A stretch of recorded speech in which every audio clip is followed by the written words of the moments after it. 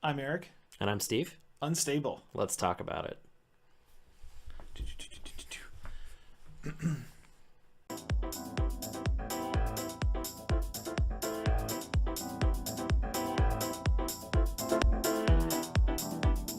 Planeswalkers, to the CollectorMania YouTube channel. And another episode of Let's Talk About It. Episode 9. Episode 9. If you noticed last time we goofed. We had to do some quick editing to make you all think it was episode 8. Woo! And as normal, and I guess in the last one, we're trying to make this normal. If you guys want to hear our opinion on something, send us a comment, let us know. Yeah. And we will talk about it. Always looking for topics. Yes, we are. So, if you've been under a rock or don't like fun, Yeah. I'm just kidding.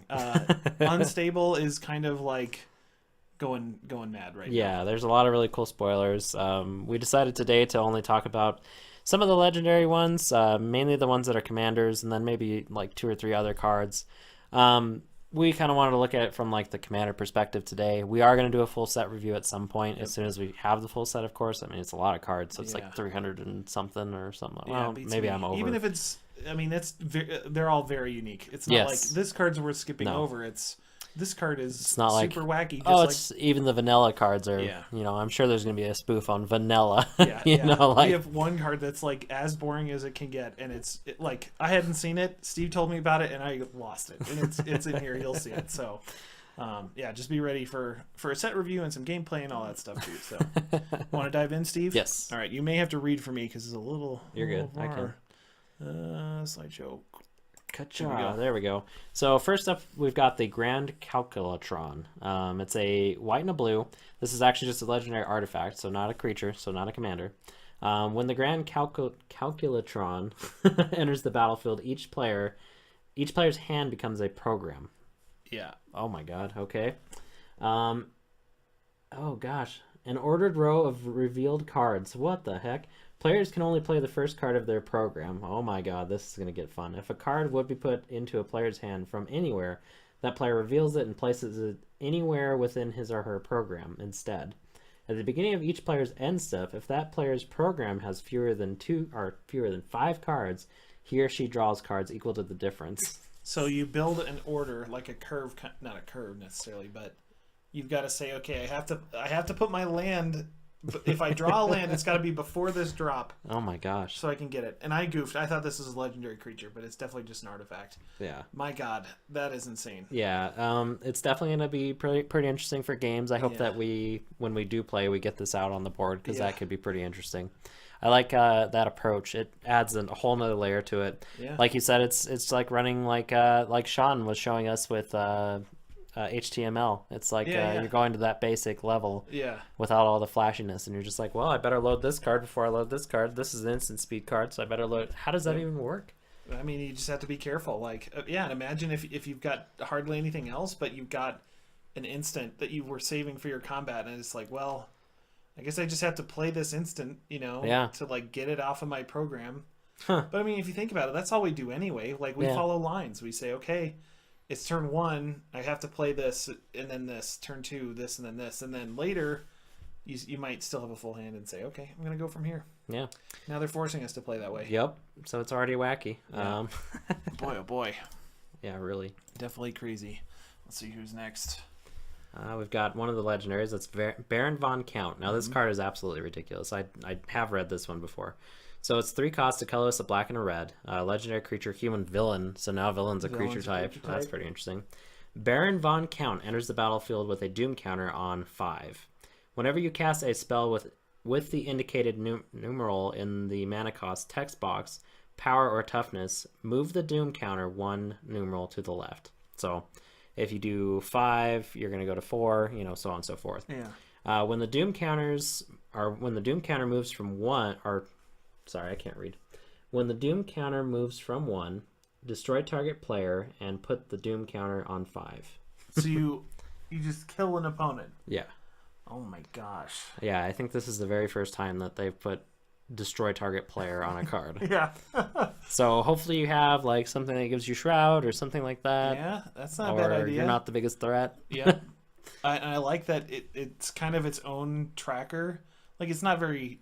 I mean, really, the numbers are there, and that's what... Because he said move it left. Like, Sure, that makes sense on a number line, but they give it to you. Yeah, I don't know. It was I mean, it really does make sense once you actually look at the card art. Yeah. So if you're just listening to this, yeah, you really have to see the card in order for that whole line to make sense. Otherwise, yeah, why wouldn't you just say down? Down, yeah. Yeah. Tick 0 counters or something. And that's what kind of caught me while I was reading it. It was like, why does that say blah, blah? But anyway, wackiness continues. Yeah. We've got Baron von Count. I would definitely run this guy as a commander. Yep, I'd say so. Oh, and this is one that I have not read. So Dr. Julius... Jumble Morph? Yeah. Oh my gosh, it's like a dinosaur fish chicken. Wow, okay. So 2 colorless, a green and a white. Legendary creature, of course, 4/4. No crazy creature types on this one, which is kind of interesting. Yeah. Dr. Julius, well, I guess because it's a morph. Yep. Dr. Julius Jumble Morph is every creature type. Wow. Even if this card isn't on the battlefield. Wow. Okay. Whenever a host enters the battlefield under your control, a host, you may search your library and or graveyard for a card with augments and combine it with the host. If you search your library this way, shuffle it. Oh my god. Okay, I may have found a new favorite legendary from this set. This card sounds absolutely bonkers. So we might need to talk, if we follow this up maybe next week or something, like find some hosts we'll and have augments. to find some hosts and augments, yeah. Maybe that's what I was looking at, like I think the half cat and all that stuff. Half monkey, yeah. So just to reiterate, I guess, we're not going over the full set today, so we're just going over the legendary. So if you are interested in looking at what has been spoiled, just go somewhere like Mythic Spoiler or even the Magic website, and you can see all of them. Yep. We just felt like we should probably do that later on. Yes, yeah. But yeah, oh my gosh. That makes a lot more sense now. Yeah, my goodness. This card is really cool, actually. I really like it. The art is great, too. We're going to have to roll to see who's going to play what on this one, I think, because I think everybody's going to want... like this one or the last one's not bad. And they're pretty well, cheap. I don't know. I mean, who knows what they'll come out with. There's 5 factions, so I mean, we could even play multiple games. We'll figure that out, though. Stay tuned. Mario Kill. So this is a 5 hybrid black-red, which we haven't seen that in a little bit. No. Legendary creature, human villain again. Creature types returning. And it's got a activated ability of pay 1 colorless and then a hybrid black or red. Switch a Killbot or a Mario Kill in your hand with one on the battlefield. Wow, okay. It's got some more text. If a creature is tapped, the switcher creature is tapped. The same is true for untapped, attacking, blocking, enchanted. Wow. Equipped and targeted. Holy crap. So you can just kind of like... yeah, you could really mess with combat and all kinds of other stuff. Any counters on the creature are on the switched creature instead. Wow. Switch a Killbot or Mario Kill in your hand with one on the battlefield. So I'm guessing she only works with killbots then. So there's got to be like a creature type killbot. Yeah. Wow. And she can, like you said, one on the battlefield. So it's like a weird like master transmuter kind of. Yeah. That's a good way to compare it, because like if you have like her, for example, well, there's got to be a way to. There's got to be other cards that say switch, because otherwise I wouldn't say or Mario Kill in your hand. Yeah. So wow, this is bizarre. And it'll work with like you said, you stopped at enchant. Yeah. And then of course it goes on and on. Like it's like a weird ninjutsu kind of like. Yeah. Because you could be attacking, you could be blocking, and throw something else in or out. I'm surprised this doesn't have like a mechanic name, and then have all that text. Like I think switch. that would have made more sense. Yeah. In this, maybe switch is a keyword. I would hope so. I don't know. This is bizarre. This one's kind of odd. Yeah. Well, whatever. I mean, I could see that being really combat-y and like real good. It can be really, really good. I just wish they would have simplified it somehow. Gosh, yeah, that's crazy. That's crazy. Then we've got Griswalda Monster Masher. So 3 colors, a black and a red. Legendary creature, zombie villain. Combined, okay. Enchanted and equipped creatures you control have menace. Pretty good. 3 colors, a black and a red. Tap. Put 2 target creature cards from your graveyards onto the battlefield, combined into 1 creature under your control. There's some more text here. Its power is equal to their total power. Its toughness is equal to their total toughness. And it has their names, mana costs, types, text boxes, etc. Okay. So it says combined, comma, enchanted, comma, and equipped creatures. So is it those three? If you had an enchanted creature, that would be menace. You have an equipped creature, menace, and if you have a combined creature, it'd be menace, right? Yeah, this is again pretty bizarre. I'm not really sure what's going on. I mean, like I feel we've got a pretty good knowledge. Oops, sorry, standing on the microphone.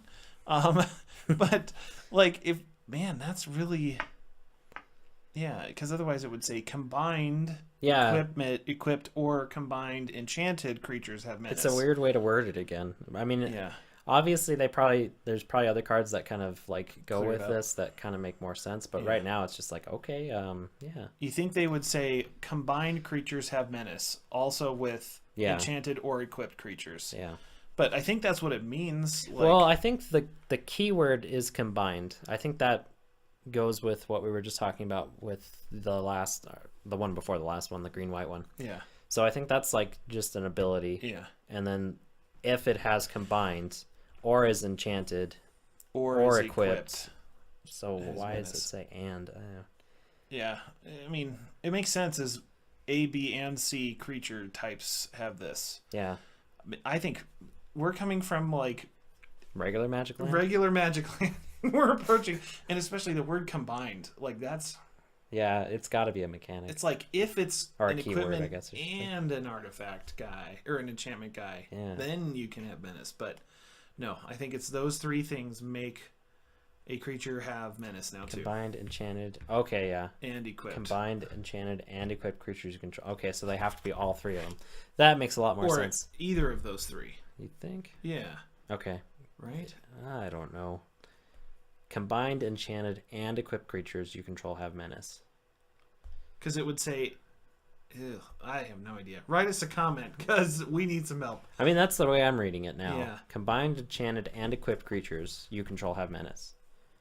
Oh, shoot. It goes either way. Because that would suck. You'd have to do like... We need more punctuation. You'd have to jump through like 5 hoops to get menace on one creature. Somebody in the comments is probably just like, okay, guys, come on. You idiots. This is an Oxford comma. Well, we're moving on. Yep. Next slide, please. Okay, we've got Spike Tournament Grinder. So this is a 2 colors, 2 Phyrexian mana, which we haven't seen in forever. That's really cool. I didn't see that before. Yeah, really. It's got legendary creature, human gamer. Interesting. So goes over Phyrexian mana, of course. Then you've got 4 Phyrexian mana. Choose a card you own from outside the game that has been banned or restricted in a constructed format. Reveal that card and put it in your hand. And then I like the flavor text. I did read that before. Just wait, I have a response. So you take a potentially 8 damage to take a card outside the game that's banned? Well, I mean, yeah. I'd do that. Yeah. You could throw in an Emrakul. I mean, like, there's all kinds of shenanigans. If you're crazy and you've got some power 9. Yeah, really. Oh my gosh. Pay 8 to put in whatever you want. This is probably going to be like a unstable commander like staple because people are just going to like flock to this card and just be like, I can play whatever I want. Yeah. You know. And I guess I was thinking like, okay, what would a vintage player like to do? But of course you're saying like this is in EDH, like that makes perfect sense. Like, name a good multiplayer EDH card that's banned. Yep. Like, gosh. I mean, really, it works anywhere. Like, if you're just doing like kitchen table, like unstable. Yeah. Like, think about there's a lot of cards that are banned in certain formats, but are totally fine in other formats. But still, they're banned somewhere, so you can still play them. You can still use them. So, because Force Will is restricted, isn't it? No, it's legal in Legacy. Yeah. It's legal in Legacy, and not available in Modern. I bet it's available in Vintage. Yeah, so maybe that's not a good example. I was trying to think of like something punchy like that would be. I mean, Emrakul is the one that comes right off the top of my head because that card is banned. You gotta play it though. That's the trick. That's true, but I mean, you still have the opportunity to grab it, and you get to essentially play with cards that aren't you can't play with legal. And it's interesting. It reminds me of Richard Garfield as far as like it's got the mental magic aspect to it. If you know what could help you that is banned in this circumstance, you could have a copy in your collection and go get it. You know, and you just have a crazy sideboard of just all these banned cards. Yeah. And I'm sure there's a ton amount of black cards that I'm not thinking of that are really good. But I mean, you couldn't pull in a card that wasn't black, though, from my understanding. Is that correct? Um, Because it says choose a card you own from outside the game that has been banned or restricted in a constructed format. Reveal the card or that card and put it into your hand. I mean, you could, but it would be... Because, I mean, there's ways to cast it in mono black. Like, you just play, you know, like a chromatic lantern, and all of a sudden you have all the colors of mana, and you can just play whatever. But or if you're playing a deck that grabs your opponent's... I mean, I guess the rule of Commander supersedes that and says you can't play it because it's not in your Commander colors, or... I thought they changed that. They changed it as far as, like, the mana that you can make, but you still can't, like, include, like, a blue card in a black deck, even if But it's not like... in your deck. That's true. So the question is, could you cast it if it were in your hand? Like, I'm thinking of because there is no, like, I mean, in 1v1, isn't like one of the wishes allowed, where if you do have a sideboard? Yeah, the Glimmering Wish and the other one. But I guess if it's in your sideboard, it's got to be in your color identity. Yeah. Boy, we're tackling a lot here, Steve. Yeah, there's a lot of questions that these bring up. We need like a Seth or something. Yeah. Oops, sorry, Mike. Yeah, that's definitely crazy. Well, moving on again. Yeah. There's gonna be a lot of that. Oh, here we go. So I think we're done with the legendaries, creatures. and we're on to Three-Headed Goblin. And Eric saw this and instantly cracked up. Yeah. So it's Three-Headed Goblin, 3 and 2 red creature, goblin, mutant, 3/3. It says triple strike, and the minute I read that, this is how it went. I said, okay, that makes sense. I'm like, no, it doesn't. Like, what are they gonna do? Like a double first strike or something? And then Steve is like, oh man. And then I read, it's like, okay, this creature deals first strike damage. That makes sense. It deals regular strike damage, and now I think that's actually on a card, right? Yeah. Because most people are like, what's regular strike? And it's like, it's how things normally deal damage, you know. And then it says last strike. Eric almost I died. lost it. I was just like, are you kidding me? Like, and then so if you think about it. Now there's a third quality of combat damage.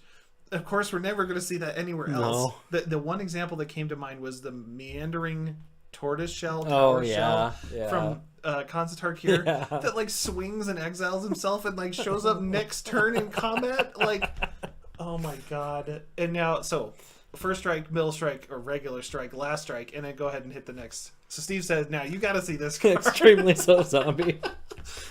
I almost died when I saw this card. For a second, I was like, wow, just a really vanilla creature. And then I read it and I was just like, oh my god. Yeah.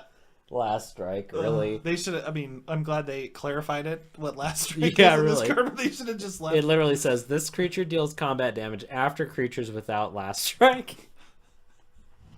So bad. Man. Oh. So good, though. What happens when you give this double strike, though? Oh, God. Because then you have, like, first strike, essentially, and then you you'd have triple last strike. Wouldn't you? No, because you wouldn't do regular damage. Because double strike is first strike and regular strike.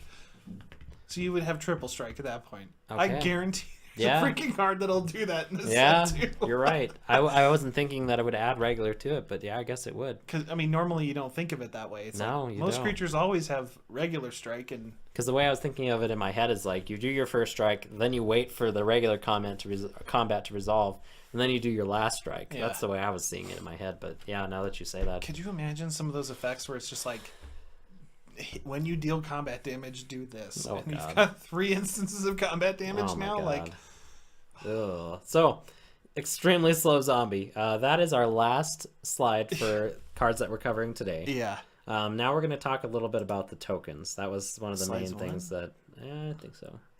Yeah. Yep. So if you haven't seen these yet, they're absolutely beautiful. I know a lot of people have commented about how we've seen these tokens, all of them before, but we've never seen them frameless, which is really interesting. I think that might be confusing for people, you know, as far as like, well, what's this Angel's Power and Toughness? But for the players that have been playing for a long time, they're beautiful, and the good thing is without all that text, they can work for a lot of things. Like you could take that red elemental and it could be the 1/1 elemental, or it could be the or a 3/1 or whatever. I mean, that's the only one I wasn't sure on. Yeah. And maybe like, what's the Voice of Resurgence? A star or something? Yeah, it's a star. But other than that, I mean, yeah, like it's not bad. I'd be interested to see if these are the only ones that they're doing, because they have the 9 up here, but I don't know if that's all of them. It could be, could not be. I don't know. Yeah. I obviously really want the zombies because I have a tribal zombie deck, and I would love to throw those in there. Everything else is kind of like, oh yeah, they're cool, but Adopters would be cool for me. I mean, like Voice of Resurgence would be cool for like modern players. yeah, Like seeing that beast reminds me of Thragtusk, and like I like the clue token. Clue's Too. pretty neat too for how undervalued I think that is. Like that's cool that they included a clue. Yeah, I to go back what you just said, Steve. I think I had heard that there are tokens for both like black border magic and silver bordered unstable. So they're gonna have wacky tokens too, that's what I'd heard. I like don't the know squirrels if that's true. and stuff like that. You'd think so. I mean, like, they have to. There's squirrels in the set, so Yeah. they need squirrels somewhere. Yeah, and some people are a little upset because they're like, I mean, if we rewind, people said the only thing that's going to sell this set is Florida lands. Yeah, Then, they kind of changed that, and they kind of started spoiling some stuff, and there's still, are there going to be actual cards? So far, the Steamflogger boss seems to be the only one. Now they say, okay, there's going to be tokens in here, and they're all foil, and like I said, some may be from regular Magic, some may be from unstable, and then I've heard you're getting 2 tokens per pack. yeah, 2 tokens and 1 land or Steamflogger boss so far. Yeah, so... But we don't know. Like, I think I even commented to you and Seth earlier today. It's just like, at this point, in the beginning, I was like, God, I hope they include some more black border cards. At this point, I'm like, don't for the love of Christ, don't include any like black border cards, because all of a sudden that'll be in the land slot, and most people want those lands. Yeah, and I think, if they shifted it off to the side like a flip card from Innistrad or something, that would be good. I don't know what they'd include. Like, clearly, if there's one card in Magic that doesn't really fit, that isn't like Shahrazad or something, like it's Steamflogger boss. Like, it has no home besides just being a red creature with power and toughness. Like, so it makes sense that they can include it here. I don't think there's another one that they could do that to sell the packs. No. All of a sudden, it's just like, well, we put Force of Will in this set. Yeah. And it's just like, oh. It's like, then in Conspiracy, if you put Force of Will in Conspiracy, that at least makes some sense. Yeah. And I think you're right. If they might be in trouble if they put any more black border cards. I wouldn't do it. Nope. That's for sure. Yep. People are already shooting for, because I mean, if you think about it, Steamflogger boss, I think, is an uncommon in this set. Okay. And I'm not sure how that plays with rarity between lands and uncommon cards or whatever, but say there's 1 Steamflogger boss per box. That's not bad. You still get 35 full art lands. That's like $80 worth of value or whatever at this point. Yeah. But if you say like every other pack you're going to use Steamflogger boss, then people are going to be upset. Because it's just like, what am I going to do? A, with all these Steamflogger bosses. Yeah. B, I bought this for the lands, so... Yeah. I bet they're not going to do that. No. It's interesting. I didn't know that you had a chance specifically at a black border card. Yeah. It's in the land slot, so it just works that way. But yeah, I don't know what it's gonna be like opening these packs. Like, what are we gonna see? There's so many unanswered questions right now. Yeah. When does the full set get spoiled? Do you think probably next week? I would imagine at least a week before. Because it's on the 8th. Yeah, so maybe the 1st at the latest. Okay. Because usually that's how they do it in like 2-week spans, and we've gotten most of the spoilers this week. Well, not most. We've gotten a lot of spoilers this week. Yeah. And then we'll get the rest of them next week from my calculations. Yeah. I don't know. I may be totally off. Another thing that I guess I wanted to bring up with this is I just heard this, and I think the news is circulating by now, but you can actually buy different box sets and get those packs that we were talking about, I think, last set. So, I mean, what I'm probably going to do is buy an unstable box in order to get that pack at this point. But yeah, I mean, I know that made that a little bit more appealing as far as that goes, just as like a secondary topic. Yeah. Because now, because I didn't want to buy a box of Ixalan, Yeah, and I think people, like I spoke about in episode 8, there was a lot of people in the Wizards like retailer thing saying, hey, all this is going to do is make people not buy boxes now. Yeah. And if they're just throwing down to get an Ixalan box, like, who does that help? But now, anybody. I mean, you could, like you said, you're going to, like, wait until Unstable comes out, pick up a box there, get your pack, and hopefully... Considering if there's enough left. Yeah. That's the thing that you got to gamble with there, too, is if the product hasn't been released yet, which I don't know how they would try and solve this problem, because I can't technically go that Friday night and say I want to buy a box of Unstable and then get the pack, because I have to wait and see what happens. Yeah. I don't know what they were thinking there really on And saying like, because I mean, yeah, that's a lot of boxes to go through because, like you said, you were looking at the allotment a little bit weird, and it's not 15 for a store like you, it's 60. For Advanced Plus, yeah. Which, I mean, that's 60 boxes to roll through. I don't know how many boxes you normally go through. Yeah. But, I mean, that's quite a bit of time, too. So, I mean, depending on what's going on, who's buying what when, you know, and that is Black Friday. So, I mean, the question may be, like, does your store sell boxes for the holidays? Yeah. And if so, how many, you know, like, I'm thinking back to the Kaladesh ones. I bet we got 60 of those. Yeah. Not that I think those were less impressive. Because they said, like, out of all of them, you would maybe get 2 inventions out of those. Yeah. And in these, I don't know what the rate is for I think it's every one gets a alternate map. art. Yeah. Okay. So that's pretty good. Like, and it's a thicker pack than 2 cards. Like, yeah. So it's like 4 foils from the most recent set or something like that are rares. Then 2 lands or something like that, and then the flip land thing. Alternate art map card. So, or at least I think that's how it breaks down. Don't quote me on that, but yeah, I don't know. Interesting. it is interesting. Like I'm sure some people will be like, okay, well I can just wait and buy my iconic masters. Yeah. I don't know. Just odd. Yeah, who knows? So with that, kind of like tailing into the end of the episode, one thing that I wanted to talk about was how do you feel about unstable cards in Commander? Like, I know that we obviously in the tournament aren't going to allow them to be played with regular Commander Magic, but a lot of people have made the argument that Commander is supposed to be a casual format, and stuff like this should be able to be included in like a wacky format like that Commander is supposed to be to some people. I'm not saying I agree with that because there are definite, to me, I think there needs to be rules. Yeah, there should be a little structure. Yeah. I think as long as you're cool with it and your playgroup's cool with it, like, that should be fine. Like, if there's one guy who's just, like, way out in left field and he's gonna, like, you know, make the game all screwy and everybody's playing programs all of a sudden, like, 3 people might be like, okay, not cool. And that's where you'd say, hey, dude, can you play your regular deck?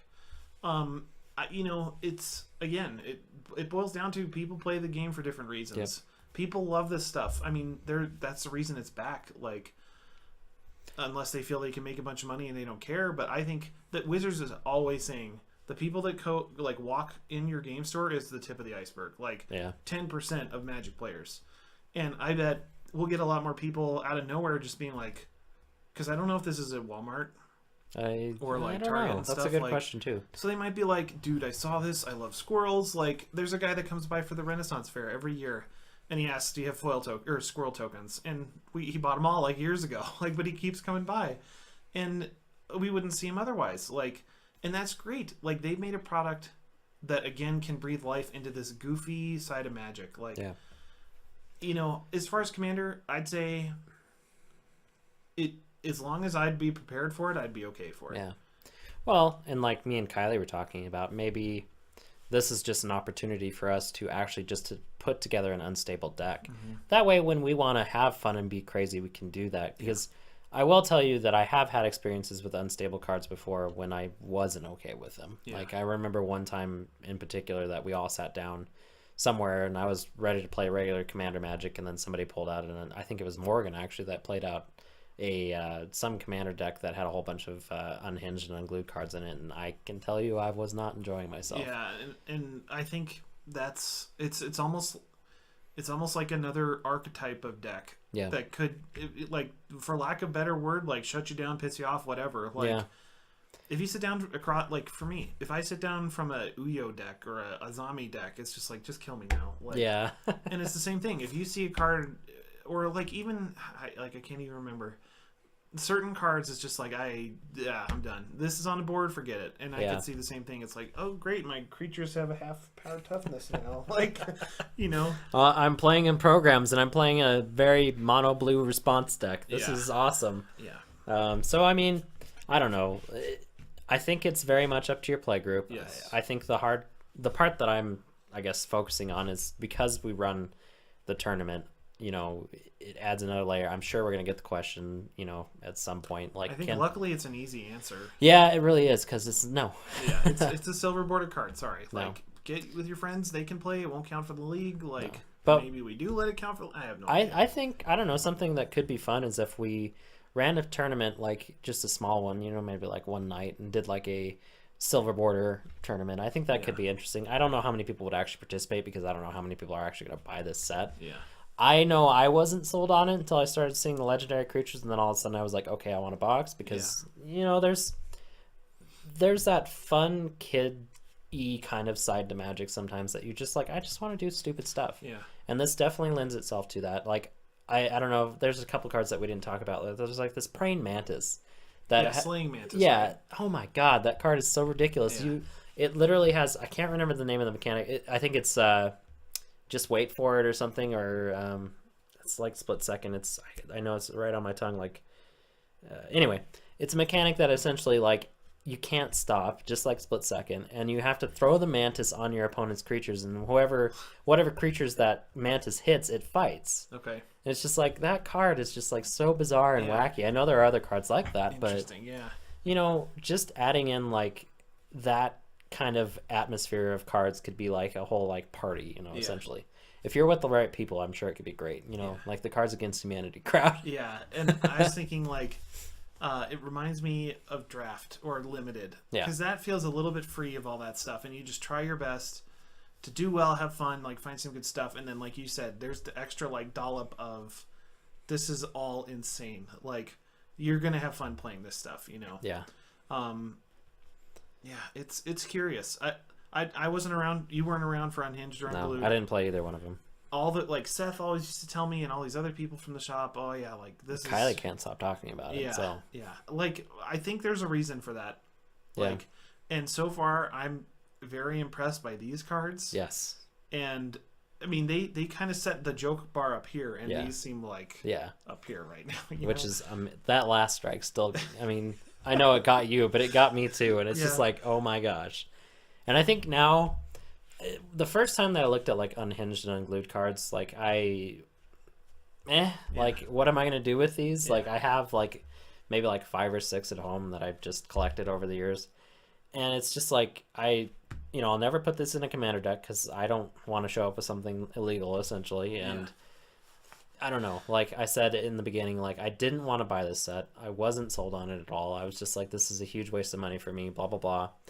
But as soon as like that first spoiler came out for a legendary creature, I was just like, okay, like, and I'm hoping that happens to a lot more people. That way we can do like a weird commander night where we have a whole bunch of unstable players, which I think it could be a thing. I know that most people use this for draft, but I always look at everything through the lens of commander. Yeah, and I think at our store there's a lot of people that do that too. Yeah. The people who buy like Eternal Masters, they buy it for fetches, but they also say, I want something cool for my commander deck. Like, yeah. And same thing for this, same thing for Iconic, like, Iconic for sure, and Eternal, Modern Masters 3, like... Well, that gets, that kind of spirals into another good point that I actually wanted to make, which is a good lead-in.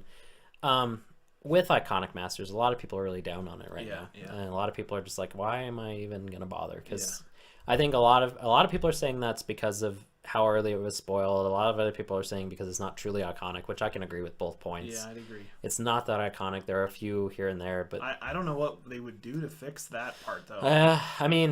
Just give us bad cards. I don't know. Like old cards. Yeah, I really don't know how to answer that. But a tough question. From the commander's perspective, the set's great because we get to look at that from the lens of I'm probably going to use most of this because I can put it somewhere, or I can leave it for a deck that's going to be built later on. So that adds more value for us as commander players. So I can't imagine somebody that normally plays modern or standard wanting to buy one of these boxes. No. And I think that's actually killing most of the drive for buying this set. Not that, it's not iconic or it's been spoiled 2 months ago. So I think there are a lot more factors playing into this than most people give credit to. Yeah, I'd agree. Like, I was thinking like what you just said. Normally that question goes to, where can I play this? With like Conspiracy, people will say, well, what is this? And then you say, it is a draft set. It is legal in Legacy. And people, like, they're not interested. And now you get into that with Iconic and even Unstable, and it's got an extra hurdle or two to jump. Yeah. To get the wallet to come out of somebody's pocket, I guess. And as you kind of pointed out too, you know, maybe these sets don't appeal to the 10% of people, like you said, that come into the store. Yeah. Maybe this is more like kitchen table stuff. But Yeah.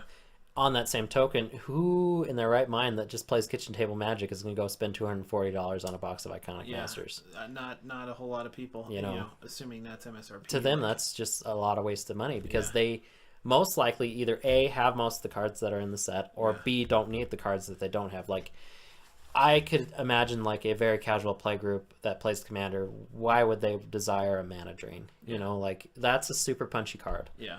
That's something that I think is like competitive player for even Commander. Like that's when you start going into the upper echelons. But the only reason I could see it is to say I opened this pack to get this $60+ card. Yeah.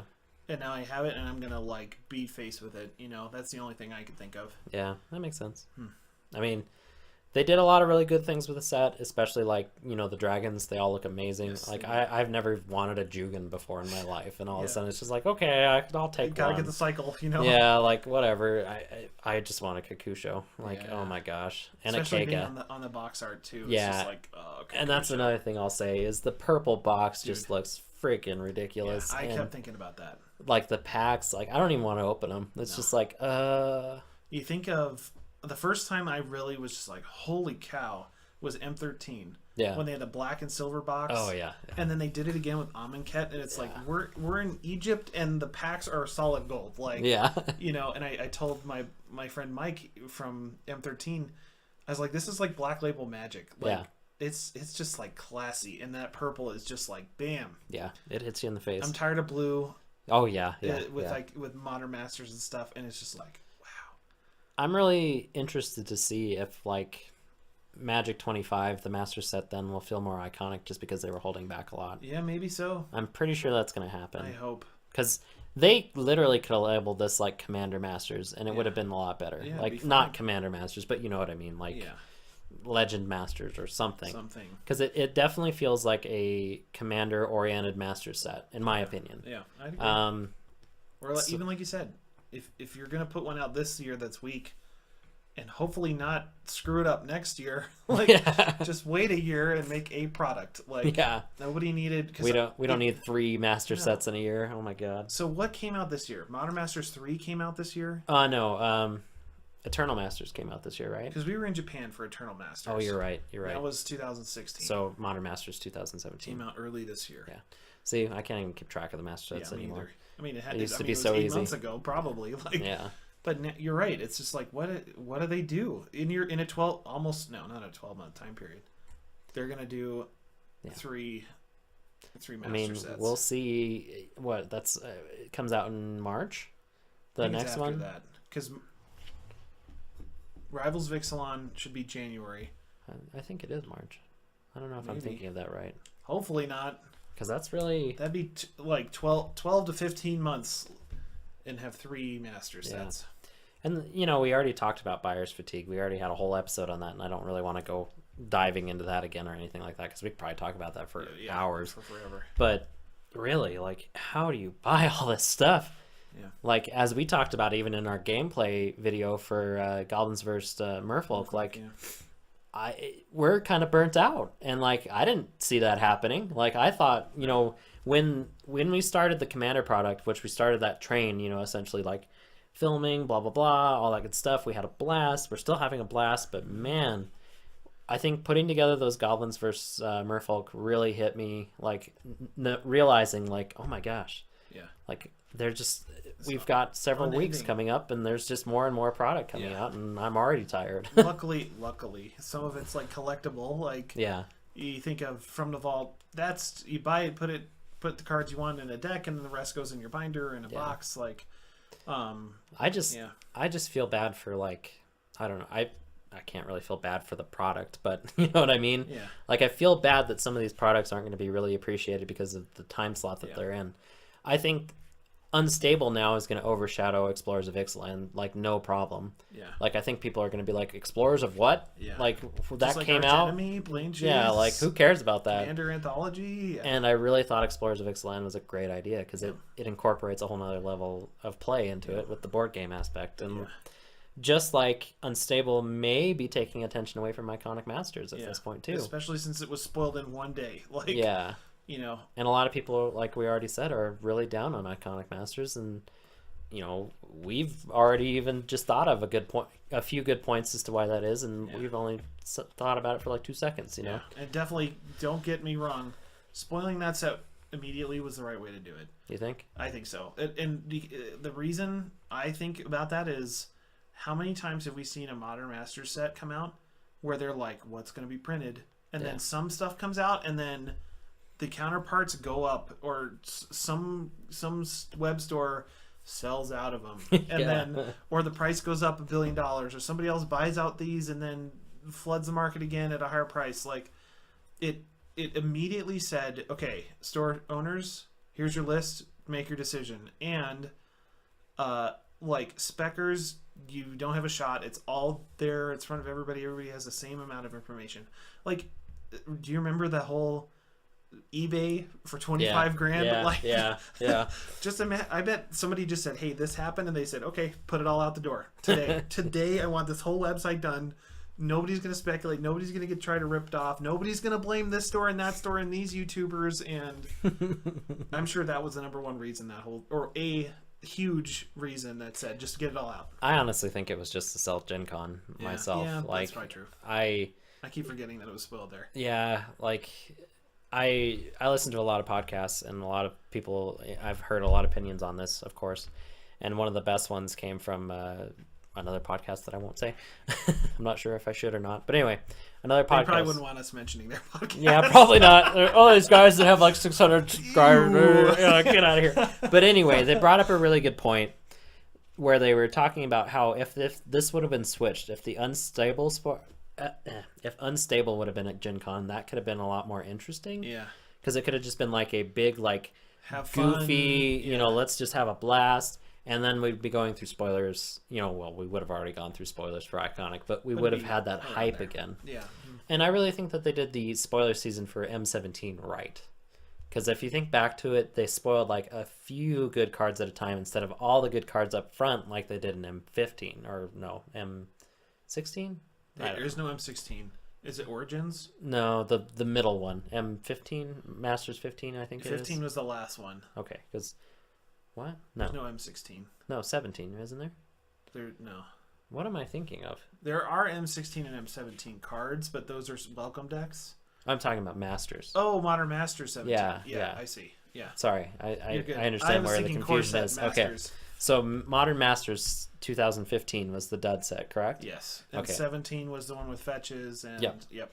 So in the spoiler season, if you looked at, I guess this is all in the past, but if you remember, Modern Masters 15, the spoiler season was like all front loaded. Like it was just like all the good cards were up front. We knew what they were. Things just got progressively worse, and attitudes towards it got progressively worse, understandably. And that makes sense, yeah. I mean, that set was terrible. Yeah. So, I mean, so regardless there. Then you look at Modern Masters 2017, or whatever year it was. And then you kind of look at the way they did the spoilers, and I remembered paying attention to this, because it was just like, here's a good card. Here's a couple okay cards. Here's a really good card. Here's it. And they did it right, in my opinion. Yeah. And not saying that in the end, like what the spoiler season does should affect if you want to buy the product or not, because that's a really stupid way to look at it. But it kind of adds to that hype. You can either like drag your set down or you can build it up, kind of thing. So it's really, it shouldn't come into play, but of course it does. Everything they do. Yeah, I mean, that's the other point. I mean, we micro analyze everything that Wizards does, and they can never get it 100% correct because everybody's always going to be disappointed about it. Going back to Iconic Masters, I'm happy with the set. Yeah, I know a lot of people aren't, but I'm happy with it. Yeah, and it's interesting you mentioned that you can never get it 100% right. Like, we're somewhat gamers. We were grabbing lunch today. If you're in the future, this is the week the whole E3 stuff with Battlefront 2 or whatever hit the fan, and like that's a perfect example. I don't think it'll matter. No, but I think there is, understandably, some stuff to be upset about. Yeah. And I think, not to go way off in the weeds, but everybody has an opinion. Mm-hmm. Everybody has a right to be upset for whatever reason. But I think we need to always think about being, like, hearing about vocal minorities, maybe, sure, that was a huge movement of people that are pissed. Yeah. You might ask 20 people at your shop, hey, you buy an Iconic Masters, and all like 20 of them say this sucks. But you'll find somebody that doesn't think that way. Yeah. Like you said, no matter how they do it or don't do it or flub it or not, like it's a product. You're the one who pulls out your credit card or your cash. Like, well, and you yourself should never let other people's opinions affect how you look at a product either. Yeah. Like if you want to buy the set, buy the set. It's amazing, you know, and learn from in that. probably your opinion. Yeah. If you hate the set, don't get it. Don't buy like it, you right. probably don't need it if you hate it because it doesn't have cards that you need, like we just said. You know, it's tricky. it's kind of like polarizing, you know, to think about it in that way. It's just like, duh. Yeah, it is you versus everybody else. I mean, like, why? I don't know. I definitely felt that way picking up like the holiday gift box. Yeah. Because there was So everywhere many on the people internet hated was it, just yeah. like, this is terrible. Don't waste your money. And I bought 2 of them. And they sold pretty well, but they've definitely leveled off. And Yeah. I imagine over Black Friday, Small Business Saturday, people say, "Oh, this is $20. Like, Yeah. this nice will be a pickup. nice nice stocking stuffer, and we'll be out of them." But yeah, I don't know. I think it's the. I hate to put it this way. Opinions are perfect, but everybody's got the soapbox to stand on Yeah. now. They really do. Um, I think we could say that for pretty much any Anything. aspect of life. So and again, it's not a bad thing. Again, No. it goes one step further. It's not their responsibility to not say anything. It's your responsibility to not worry about it. Yeah. Like, well, it's just like the same thing could be applied to the product that they're shipping out right now. yeah, They're not making you buy this. No. Like you don't have to buy this to live. No. Like it's just that you want to, but you don't have the money to because there's so much of it. yeah. So is Wizards wrong for like trying to jam a whole bunch of product at us? I don't know necessarily. I think it will affect their profits on it. Yeah. I don't think everybody is going to buy everything, which they'll find out. And I think maybe next time they'll spread it out a little bit. But, you know, I'm pretty sure their marketing strategy was like, let's try and really make Black Friday crazy. Yeah. You know, or Black Friday and the whole holiday season. I yeah. shouldn't just say Black Friday, but that's the big one coming up.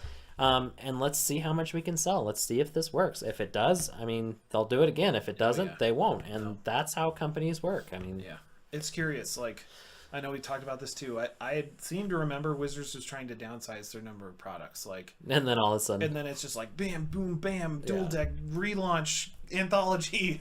You know, standard set, this that. Like, yeah. um, Well, and getting back to Unstable, I really feel more positive about it now. I've talked to quite a few people, and a lot more people are positive about it again. It's almost like it's completely flip-flopped because Iconic Masters have gone down the toilet, and Unstable is completely on, you know, cloud 9 at this point. yeah, And I'm happy for both, really. You know, I think that might open up opportunities for people to buy Iconic Masters at a little bit cheaper. yeah, The only part that I look at from a bad point is like the store owners and whatnot, like we talked about last time, episode, that yeah. may not have the, I guess, wiggle room to sell these products cheaper. You know, if you're really looking for like a huge profit on this and you can't make it, that's going to suck. Yep. And you're going to have to Yeah. learn how to survive through that. But yeah. And like you said about another YouTuber was saying, like, do not open a game store. Do Yeah. not go really deep into anything right Yeah. now if you're starting out. Like, it's tough. I mean, really that comes down to like business sense and like, should I do this or should I not? But at the same token, you don't know what a product's going to do until it's on your shelf and selling, you know, Yeah. or not selling. yeah. And we learned a long time ago, like, and this is way off in the weeds, like, you're going to hit some stuff and miss some stuff. And Yeah. even Wizards knows that. Yep. Like, you're going to, like, it started with comics. I think in 2011, no, I don't remember. There's a huge comic that we got like 3 of because nobody knew. And then everybody was calling trying to get this book. And we had no idea. And we missed that one. You know, like, we could hit something else really hard and it doesn't sell. Like, you know, it's just the name of the game. It's the risk. Yeah, it really is. So, But with that, I don't know. Do you feel like we've talked about it? yeah, we talked about unstable and a lot more. Yeah. This whole podcast was unstable. Yeah. I like that. Yeah. But, We'll move the camera. add a shake effect or something. Yeah. Soon.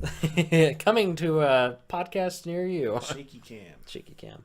So anyway, guys, we hope that you guys have enjoyed as always, and we'll plan on seeing you next week. So we've talked about it. Yes. Thank you.